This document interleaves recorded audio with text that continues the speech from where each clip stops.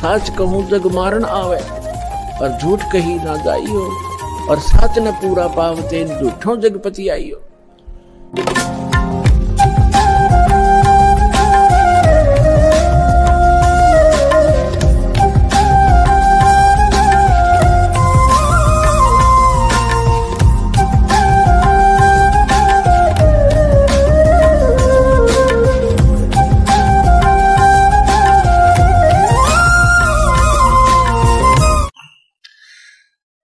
अब प्रश्न चल रहा है कि तीन भगवानों का न्यारा न्यारा निर्णय, तीन प्रभुओं का।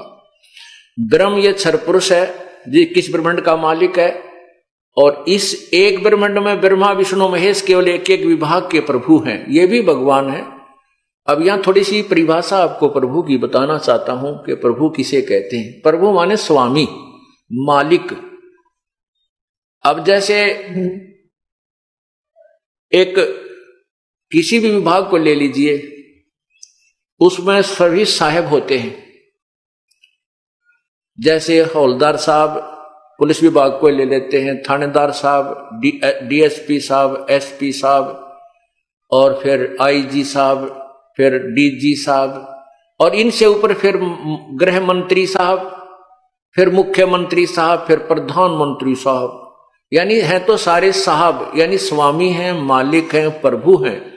लेकिन प्रत्येक साहब की, प्रत्येक भगवान की अपनी अपनी न्यारी न्यारी शक्तियां हैं, उनमें शक्ति मंत्र होता चला जाता है। प्रभु यानी साहब सारे हैं, लेकिन साहबों की शक्ति में बहुत अंतर है। इसी प्रकार तीन लोक के साहब यानी तीन लोक के भगवान, एक एक विभागीय मंत्री, ये मंत्री साहब, रजगुण ब्रह्मा भी भगवान, सतगुण विष्णु भी राम, और तम गुण शिव जी भी राम कहो, इसको अल्लाह कहो, खुदा कहो, गॉड कहो, रब कहो, ये भी स्वामी है। लेकिन ये इतनी ही पावर के, इतने क्षेत्र के स्वामी हैं। और इनके पिताजी 21 ब्रह्मांड के राम यानी स्वामी, प्रभु, मालिक, परब्रह्म, 7 संख ब्रह्मांड का स्वामी प्रभु राम साहब है। और पूर्ण परमात्मा, पूर्ण ब्रह्म, परम अक्षर ब्रह्म, ये असंख्य ब्रह्मांडों का यानी कुल का मालिक है, सब का मालिक है। ये भी साहब है। यानी राम तो सारे हैं, राम तो ब्रह्मा जी भी है, राम विष्णु जी भी है, राम शिव जी भी है, और राम ज्योति निरंजन भी है, यानी ब्रह्म भी है, और राम परब्रह्म भी है, और राम पूर्ण ब्रह्म भी है। राम की परिभाषा, प्रभु की परिभाषा ये है। राम सभी कहलाते हैं, प्रभु सभी कहलाते हैं, लेकिन प्रभुओं की शक्ति में दिन रात का अंतर है। इसलिए हम इस स्टेटमेंट से, इस व्याख्या से आपको पता चल गया होगा कि ये दास ना ब्रह्मा को बुरा बताता है, ना विष्णु को बुरा बताता है, ना शिव को बुरा बताता है। लेकिन ब्रह्मा को ब्रह्मा बताता हूं, विष्णु को विष्णु बताता हूं, शिव को शिव बताता हूं, ये इनकी सतीथि बताता हूं। जैसे मंत्री को मंत्री बताता हूं, मुख्यमंत्री को मुख्यमंत्री बताता हूं, प्रधानमंत्री को प्रधानमंत्री बताता हूं। आपको और हमको पहले क्या ज्ञान था कि हमारे को एक राज्य के मंत्री को प्रधानमंत्री फिट कर रखा था, ये प्रधानमंत्री सिद्ध कर रखा था। वो हमारी छोरी उस प्रधान, एक राज्य के मंत्री को प्रधानमंत्री मानकर हम इस पर पूर्ण आश्रित थे। ब्रह्मा विष्णु महेश को हम पूर्ण परमात्मा मानते थे। ये हमारे ज्ञान की कमी थी। और भगवान इतने ही हैं जितने आज थे, पहले भी इतनी शक्ति युक्त हैं। आज हम किसी को कहते हैं ना प्रारंभ में कि भाई ब्रह्मा विष्णु महेश से ऊपर और पावर है, कोई मानने को तैयार नहीं, क्योंकि हमारे अंदर इनकी महिमा इतनी घर कर चुकी है कि हम इन तो ऊपर किसी ने मानते नहीं शक्तिशाली। जैसे आज से सन 1947 से पहले जो हिंदुस्तान की जो स्थिति थी, हमारे यहाँ एजुकेशन नहीं थी, शिक्षा नहीं थी, और उस समय जनसाधारण जनता की एक इतना ज्ञान था कि गांव में कोई भी टॉप पहन का आ जाता ना अधिकारी, तो सब ने क्या करते, गांव वाले साहब आ रहे हैं भाई, पानी वाला साहब आ रहे हैं, पानी वाला साहब अर्थात इरिगेशन डिपार्टमेंट का साहब आ रहा है। अब हमने खुद, मुझे भी जब तक मैं इस दास ने इसी बात से प्रेरित होकर ये जूनियर इंजीनियर का डिप्लोमा किया था कि हम इतने बैकवर्ड इलाके में रहते थे, गोहाना तहसील, कि हमें ये नहीं मालूम था ये नहर के जो ऊपर अफसर आते हैं ये कौन कौन कैसे होते हैं। हम तो जो भी टोप पहन का जाता गांव वाले ने साबर है, पानी वाला साबर है, तो ये नहीं पता था कौन साब है, उसकी कितनी पावर है। और दास का जो किसान परिवार में जन्म था, कभी कभी गाय भैंस चराने के लिए पाली भी जाते थे। गांव में हमारे में फ्लड बहुत आती थी, इसलिए वर्षा के दिनों में केवल नहर ही ऐसा स्थान होता था जहां पर पशु चराए जाते थे। नहरों पर पशु चराना तो नहर विभाग वालों को मान्य नहीं, वो नहीं चराने देते थे, उनके चालान काट देते थे, पकड़ कर थाने में मतलब ले जाते थे, चालान काट डरा देते थे। तो हम भाग जाते थे, आ जाता ना कोई टोप पहन के, तो हम पाली थे, बालक थे, छोटे छोटे, स्कूल में जाते थे, बीच में छुट्टियों में पाली अन्य भी होते थे जो नौकर रखे होते थे हमारे घर वालों ने, उसके साथ साथ फिर हमारे को भी भेज देते थे, क्योंकि उसमें एक सीमित स्थान पर पशु चराने होते थे नहर के आसपास। तो सब भाग जाते थे, नहर का साहब आ गया भाग जाते थे। उसके जाने के बाद फिर पशुओं को ले आते। कहने का भाव ये है कि हम इतने इलिटरेट थे, हमारे घर वाले भी, हमारे गांव वाले भी, यानी सभी क्षेत्र के, केवल एक गांव के नहीं, कि हमें यह नहीं मालूम था ये साहब कितनी पावर का है। अब हमें सब, उस समय हमारी ऐसी स्थिति थी, और उस समय हम डीसी को एक सुप्रीम पावर माना करते, डीसी को एक सुप्रीम पावर मानते थे। गांव वाले ने कहा कि में भी बात होती कि डीसी लाग रहा है तू के डीसी लाग रहा है, तेरा बाबू के डीसी लाग रहा है, यानी डीसी तो ऊपर पावर, फिर किसी की मान्य नहीं करते, कोई शक्ति और भी है, इसी हमारे मन में धारणा हो रही थी। एक उदाहरण है, एक समय एक चुटकुला आ रहा था एक अखबार में,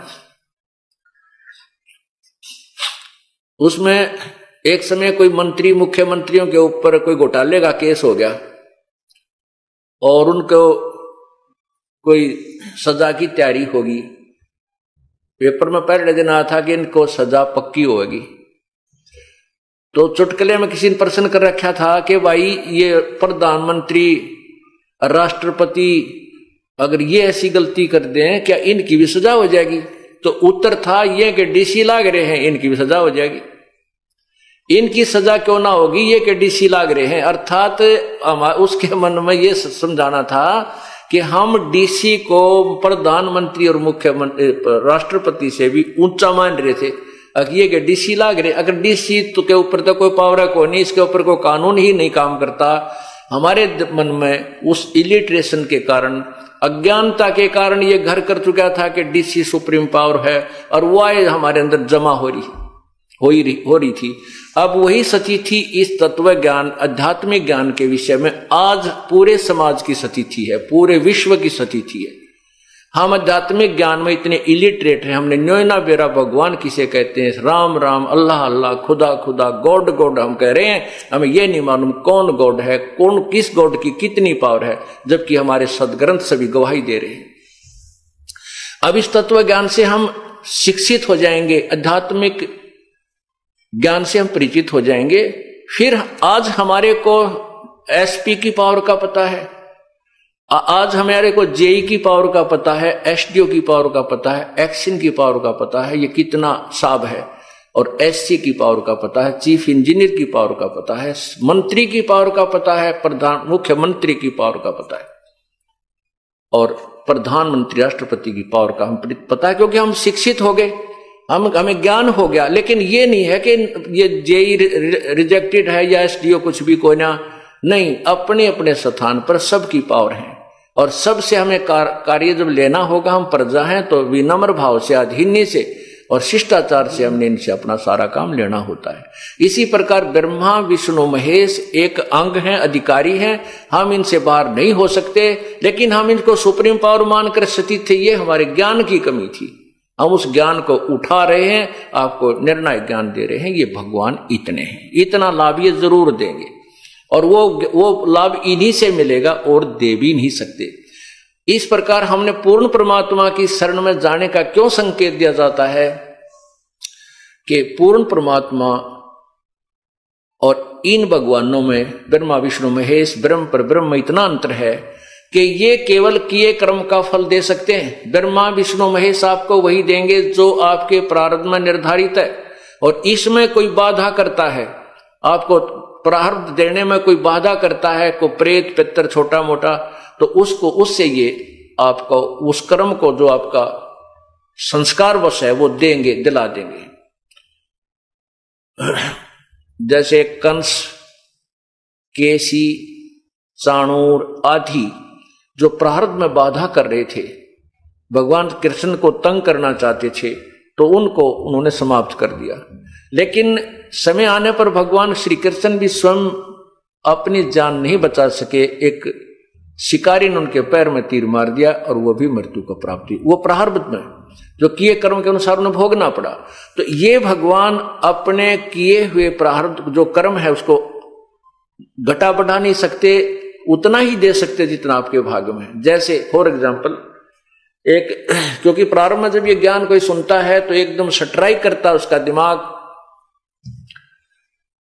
तो वो कहता है कि क्या ब्रह्मा विष्णु महेश में शक्ति को ना, ये भी तो भगवान विष्णु भी तो पावरफुल हैं, शक्तिशाली हैं। उन्होंने मोरध्वज के बेटे ताम्रध्वज को आरे से चिरवा कर जीवित कर दिया, उन्होंने उसका जीवन दान दे दिया।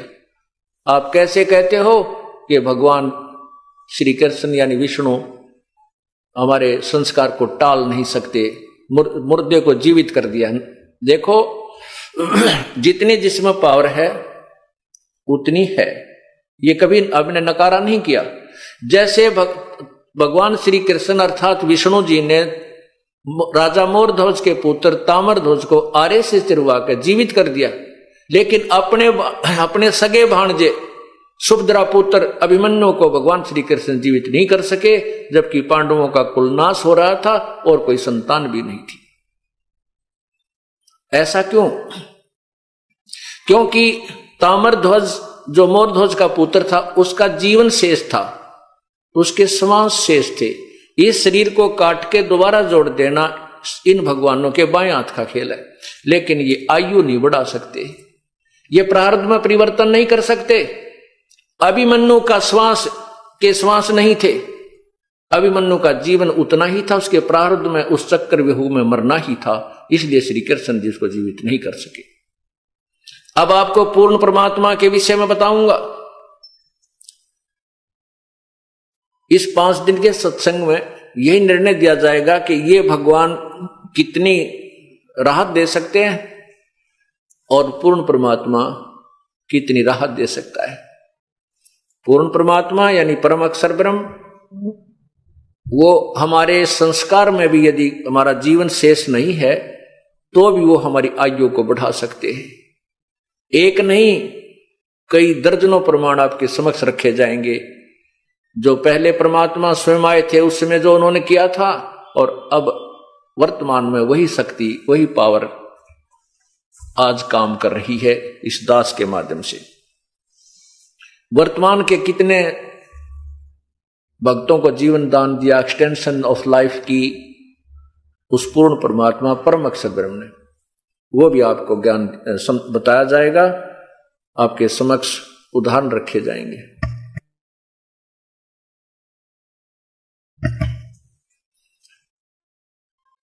अब प्रसंग चल रहा है कि परमात्मा कौन है, कैसा है, उसकी सचिथि क्या है। अब आप समझ गए कि परमात्मा राम कहो चाहे अल्लाह कहो, गॉड कहो, प्रभु कहो, उसको खुदा कहो, ये एक शक्ति बोधक शब्द है।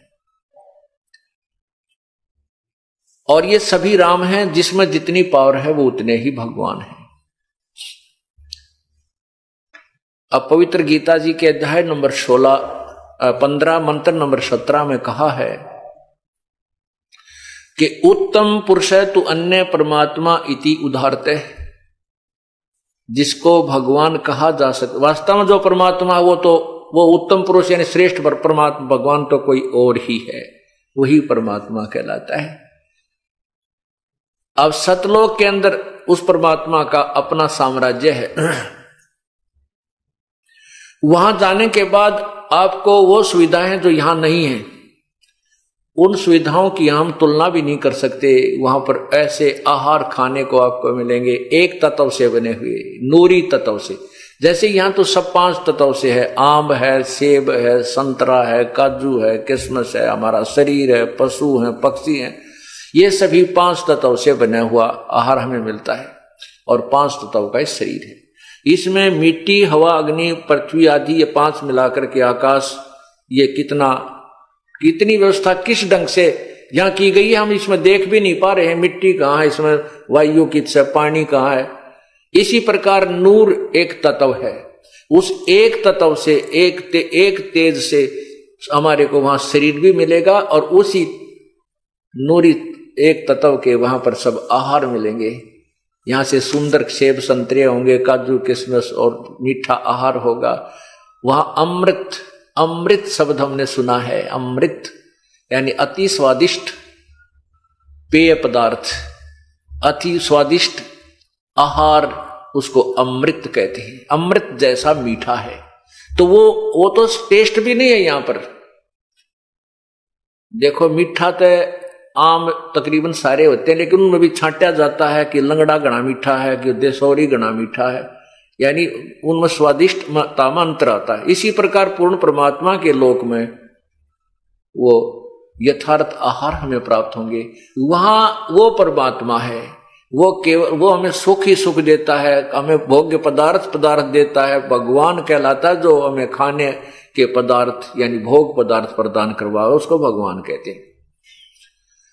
तो वो परमात्मा सतलोक में हमें केवल सुख ही सुख देता है, हमें सारी सुविधा देता है। ना बेटा मारे, ना बेटी मारे, ना किसी का कोई घर छूटे, ना फ्लड आवे, वो पूर्ण सुख ही सुख देता है, सभी सुविधाएं देता है। भगवान वास्तव में उसे कहते हैं जो मारे नहीं, जिसको किसी को दुख नहीं दे, किसी प्रकार की पीड़ा ना करे दे, उसको परमात्मा कहते हैं।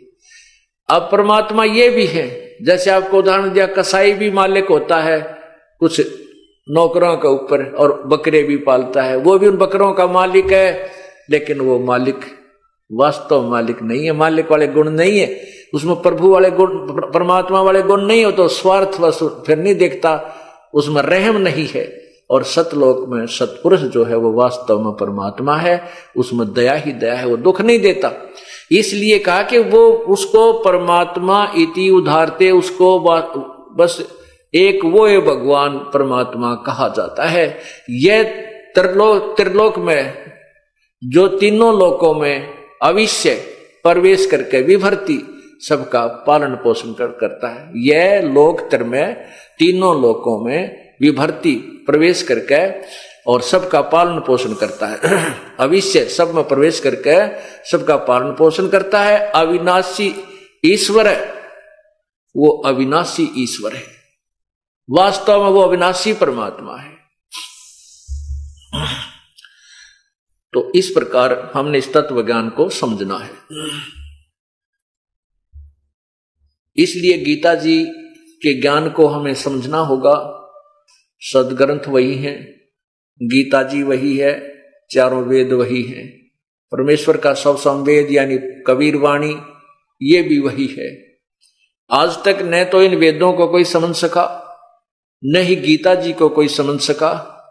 5500 वर्ष हो गए हैं इस पवित्र गीता जी के रिटर्न कार्य होने को हुआ है, और आज तक इसके अनुवादकर्ताओं ने गुड़ गोबर कर रखा है। किसी ने भी पवित्र गीता जी के ज्ञान को नहीं समझा और न ही इसका यथार्थ अनुवाद वो कर सके। आज इस दास ने उसका यथार्थ अनुवाद आपके समक्ष पेश किया है, और जिसको एक गहरी नजर गीता नामक पुस्तक में अनुवादित करके, ज्यों क्या तो ट्रांसलेशन, गीता वही है, मूल ज्ञान वही है, उसका ट्रांसलेशन दास ने किया है।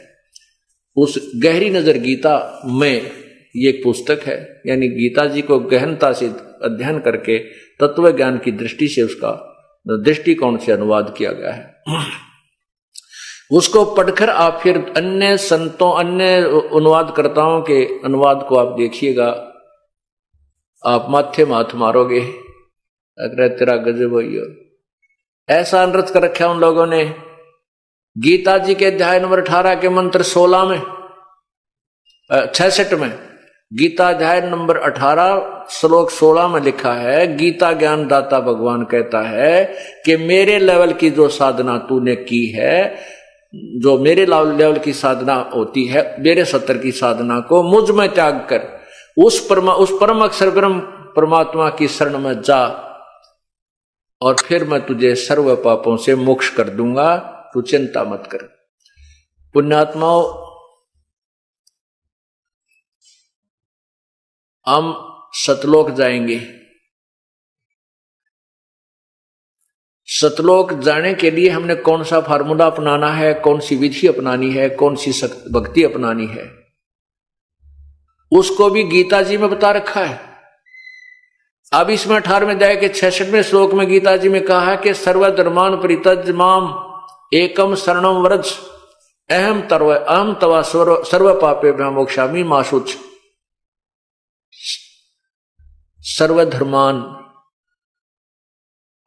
सर्वधर्मान परित्यज,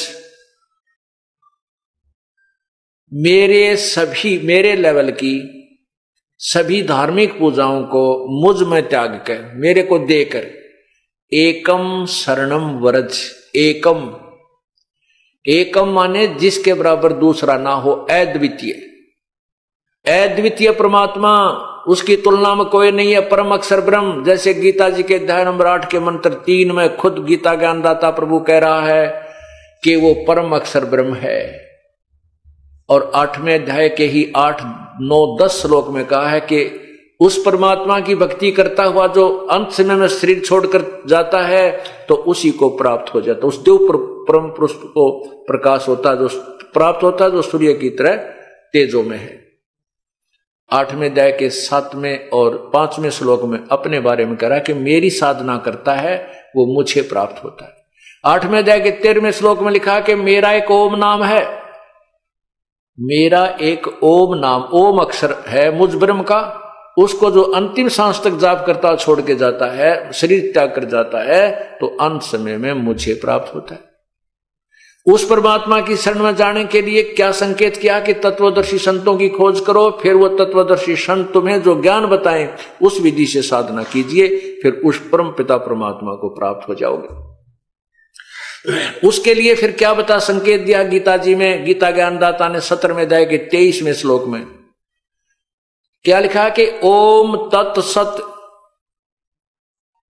ओम तत्सत, ओम तत्सत ये एक मंत्र है ब्रह्मणे। ओम तत्सत ये